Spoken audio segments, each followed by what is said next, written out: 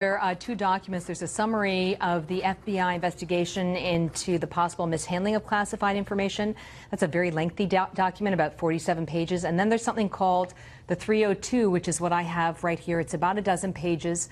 And a 302 is what the FBI calls their summary of an interview. The FBI does not traditionally record interviews, so there's no transcript.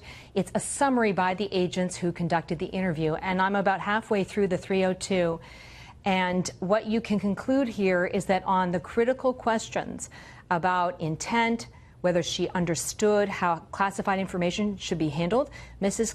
Clinton answered the same way virtually every time, is that she just could not remember or she could not recall. And I want to give you just a couple of examples right here.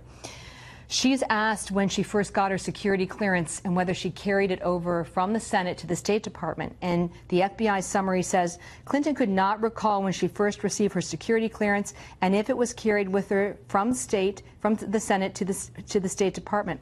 Then she says Clinton could not recall any briefing or training by state related to the retention of federal records or the handling of classified information. It goes on further. Clinton recalled being briefed on special access programs. These are like the crown jewels of the U.S. intelligence community. She goes on to say she could not recall any specific briefing on how to handle information associated with special access programs.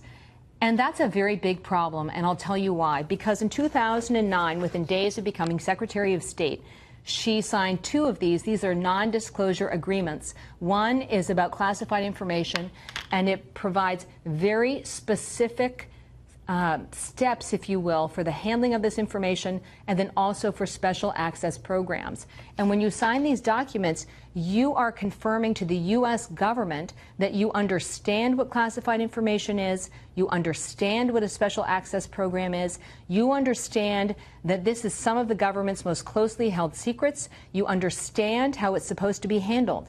Yet she signed these documents and told the FBI she couldn't remember any briefings, she couldn't remember any training, she couldn't remember how to handle this information, and that she trusted people at the State Department to use their judgment and not send anything to her that was classified. So she essentially dumps the problem on her subordinates in this interview, at least based on what I have read so far. We're going to let you continue reading. I know you're going to be back with more information as you get it, and we're going to take a little time to talk more about this, Catherine.